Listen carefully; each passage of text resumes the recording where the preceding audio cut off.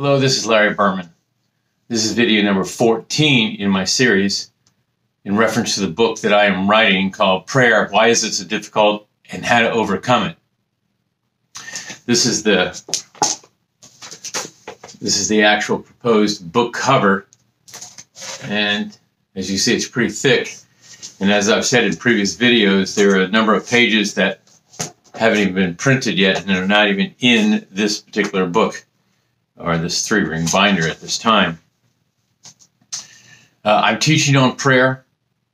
I've got 45 years in the Lord and 27 years in the military, where being born and raised a Jew, a Hebrew, and then converting to Christ in Germany in 1976, God has given me a lot of experiences on prayer, and now I'm at the point where it's time for me to obey God and write these stories down.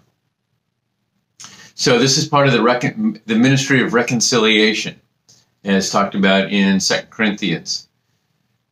So what I'm doing is I'm trying to teach on prayer and help reconcile people back to God. There's a lot of people that have prayer difficulties, and so my responsibility is to teach and explain how to overcome those difficulties. Today in this video series, in this video 14, I'm going to tell you the story of Cinderella the Chicken, and also tell you about my out-of-body experience. So I'm going to be reading some of this from the book, which makes it easy to stay on topic. All right? Cinderella the Chicken, here we go. Here's a story worth telling. Now, this is a true story. It actually happened to me. It's not something that I'm reading you from somebody else's work. I once owned 103.12 acres in Cunningham, Tennessee. It was pretty amazing. It really was. I raised some turkeys and chickens, and I had 3 horses. I even had a duck once called Ducky. That was a smart duck, I'm telling you. One of our chickens I named Cinderella. Cinderella had a couple of other girls, hens, that would follow her up the back steps of my house onto the porch, where there was a sliding glass door. And Cinderella and her girls somehow figured out how to come up the stairs where I was and peck on the back glass. And whenever they pecked on the back glass, they would get some treats. Chicken treats, obviously. So one day the Lord said to me, he kind of gave me, an understanding. He was referring to Cinderella. He said, those who hang around the throne get the treats.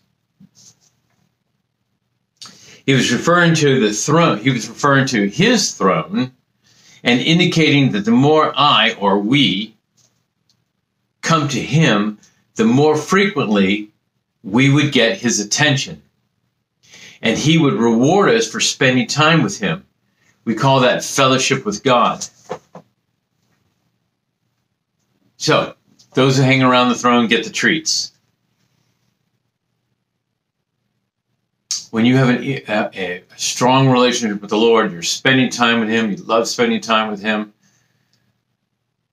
he's going to reveal things to you that most Christians don't get.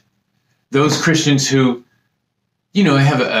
have some kind of a prayer life, some kind of reading the Bible life, some kind of going to church life, some kind of following the Lord life, to the measure that you spend time with God, to the measure that you dedicate yourself to God, is the measure that he's going to pour out to you. That's the story of Cinderella the Chicken. Those who hang around the throne get the treats. The next story I want to tell you about, again, it's a true story that actually happened to me, is an out-of-body experience. I'll explain that as I get into this. So in 1976, shortly after I said my prayer of salvation in Germany, I heard a teaching about how to have intercourse with God. Now, I know what you're thinking. The general use of the word intercourse really refers to sex, but not with God. When we have the true meaning of the word intercourse means interrelating.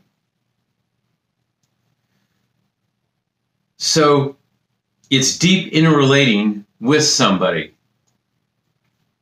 With God, intercourse is laying it all out there to touch the heart of God spiritually. He responds by touching your heart with healing while he reveals to us who he is and how much he loves us. Intercourse with God is being very truthful. He knows us, so we can't distort the truth from him. He becomes our lover. Wouldn't you sing to your lover? That is, if you could actually sing. So having intercourse with the Lord is spending time singing with the Lord in addition to just praying with the Lord. In 1976, I bought a reel-to-reel tape player so that I could record several worship albums back to back. In the 70s, one of the most powerful, prominent musical group was called Maranatha Praise. I took 3 of their albums, 3 of their worship albums, and recorded them back to back. I wanted to see if I could have meaningful spiritual intercourse with God to touch his heart. I sat on a carpet in my semi-private army barracks room in Weilflichen, Germany, and I began to worship. Sometime into the 3rd album, having sung to God for about 2.5 hours straight, I began to leave my body. My spirit began to leave my body. I could literally see myself lift above myself. It reminds me of Peter, who stepped out of the boat and walked on water. Peter soon realized that he was doing the impossible, and then he became afraid. I too got afraid and quickly returned back down to my body. I wasn't expecting an out-of-body experience and was not prepared to go all the way up to heaven, I assumed. To the naysayers, you could theorize that my out-of-body experience was just a case of hyperventilation from all that singing. Okay, I'll give you that as a possibility. It could also have been that was God calling me higher because I was in perfect intercourse or perfect relationship with the Most High God Elohim. Recall that the Apostle Paul wrote in 2 Corinthians 12, 2 through 4, I know a man in Christ who 14 years ago, whether in the body, I do not know, or whether out of the body, I do not know, God knows. Such a one was caught up to the 3rd heaven, and I know such a man, whether in the body or out of the body, I don't know. God knows how he was caught up into paradise and heard inexpressible words, which is not lawful for man to utter. Now, could that be what was happening to me? Was I being caught up? I believe that I was levitating as opposed to the hyperventilation scenario. I think that God was very pleased with me for wanting to go deeper or higher with him. I felt and sensed that I had a spiritual umbilical cord linking me to God's presence.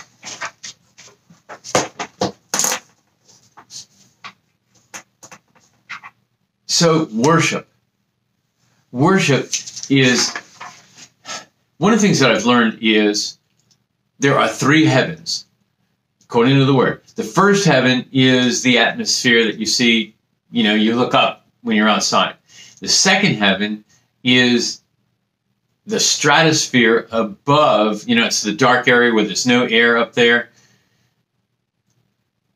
That's called the second heaven. And the word does talk about Satan being cast down to the earth, But apparently, according to the word, it also talks about the second heaven is where, in Daniel, where he had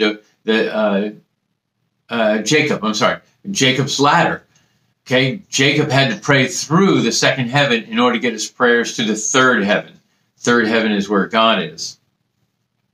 And so when you worship, you do get through the second heaven and get to the third heaven. We'll tackle that in another video. When we're talking about prayer and we're talking about worship, two other videos that I would recommend that you watch is video number 6 and video number 7. Video number 6 is called Where Your Treasure Is, and where video number 7 is explaining what a prayer room is all about. I actually took a tour into my prayer room. I encourage you to explore and find some place that is your favorite place to pray. Your prayer portal. You need to find a prayer portal. Soon I will share with you about dating God. That's some good experiences that I got out of the Coast Guard. So that's the end of this particular episode number 14, called Cinderella the Chicken and Out-of-Body Experience. I have a Facebook page that corresponds to this book. I encourage you to go there. The link is down below in the comments section. Also, I have a GoFundMe account. GoFundMe account is very important for me to be able to write Chapter 3. Chapter 3 isn't even started yet. Chapter 3 is where I go and I interview some very well-known pastors and musicians to find out about their prayer lives so that I can write it in the book. I don't want to do it on a Zoom call because I actually want to pray with them. I actually want to worship with them. I actually want to see where their prayer rooms are, and I'll be able to bring those stories directly to you. So the GoFundMe account is very important. The other thing that's very important, if you wouldn't mind, is hit the like button and the subscribe button. That helps to be able to produce this book with a publisher taking note of how many followers we have. Also, finally, there's an email address, my email address. I encourage you to email me with stories that you have about your prayer life and struggles that you have and questions that you have. Who knows, you may even end up in my book. So this is Larry Berman. Video number 14 is now complete. I won't be doing a video that I release on Monday. At this time, Sunday is my Sabbath, so I don't produce a video. So Sunday's video that I would have produced would have been seen on Monday, as this video right here is being produced on Saturday night and being seen on Sunday. That'll probably change next week. Something is new that's coming up very positive with my job, and then I will be able to explain that to you. So again, this is Larry Berman. Thank you.